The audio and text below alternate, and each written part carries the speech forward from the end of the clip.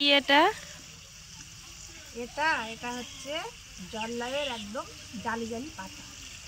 এটা দিয়ে আজকের একটা সুন্দর রেসিপি বানাবো, তাই আমি ভালো করে এগুলো আগে বেছে নিচ্ছি। আর সাইডে ওগুলো? আর সাইডে এগুলো এটা হচ্ছে দেখুন একদম তাজা ধনেপাতা, বাগান থেকে তুলে এনেছি। আর সঙ্গে আছে অল্প পালং শাক। এই পালং শাক আর এই ধনেপাতা আর এই জললাইয়ের পাতা দিয়ে একটা নতুন রেসিপি বানানো হবে। সঙ্গে দেবো একটু টমেটো, এই টমেটো দুটো সঙ্গে দেবো, দিয়ে বানাবো। আর কিছু দেওয়া হবে না? আরও মশলা দেওয়া হবে, কিন্তু সেটা ভিডিওটা শেষ পর্যন্ত দেখতে হবে, তাহলেই বুঝতে পারবেন কী কী দেবো। কারণ সব যদি বলে দেয় তাহলে ভিডিওটা শেষ পর্যন্ত দেখবেন না, ওই জন্য এটা পাতে থাকবে। দেখুন জললাউয়ের পাতা আর পালং শাক আর ধনে পাতা, সঙ্গে দিয়েছি দুটো টমেটো, এই দেখুন কাঁচা লঙ্কা দিয়েছি, কয়েক কুয়া রসুন দিয়েছি, দিয়ে আমি অল্প করে জল দিয়ে আগে ভালো করে সেদ্ধ করে নিচ্ছি। জলটা একদম এর সঙ্গে সেদ্ধ করে শুকিয়ে নেব। দেখুন সেদ্ধ করার পরে শিলে বেটে নিচ্ছি, ভালো করে সব একসঙ্গে বেটে নেওয়া হচ্ছে। দেখুন শিলে সুন্দর করে বাটাটা হচ্ছে।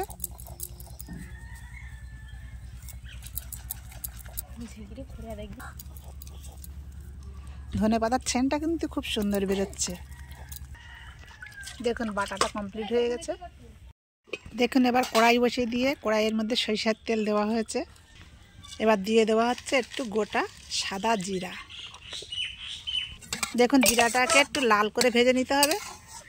ভাজাটা হচ্ছে, দেখুন জিরা বাটাটা ভাজাটা একদম ভাজা হয়ে গেছে। এবার দিয়ে দেওয়া হয়েছে পেঁয়াজের কুচি, পেঁয়াজটাও ভালো করে ভেজে নিতে হবে। এবার একটু দিয়ে দেওয়া হলো রসুন বাটা, আর সব মশলাগুলো একসঙ্গে সুন্দর করে লাল করে ভেজে নেওয়া হবে।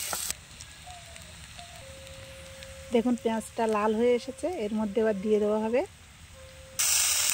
জিরা বাটা, দিয়ে দেওয়া হলো, দিয়ে জিরা বাটাটাকে মশলার সঙ্গে আর একটু ভালো করে ভেজে নেওয়া হবে।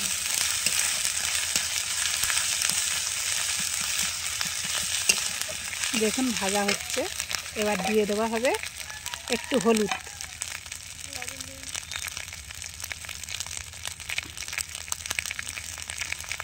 একটু লবণ দিয়ে দিচ্ছি। সব মশলা ভেজে নেওয়া হয়েছে, এবার দিয়ে দিচ্ছি বেটে রাখা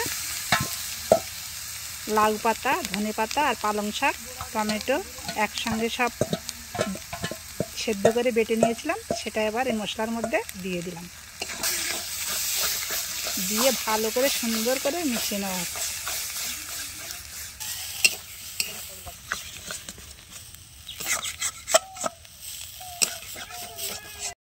রেডি হয়ে গেছে জললাউ পাতার বাটাটা। সঙ্গে কী কী দিয়েছি জানতে হলে ভিডিওটা শেষ পর্যন্ত অবশ্যই দেখবেন।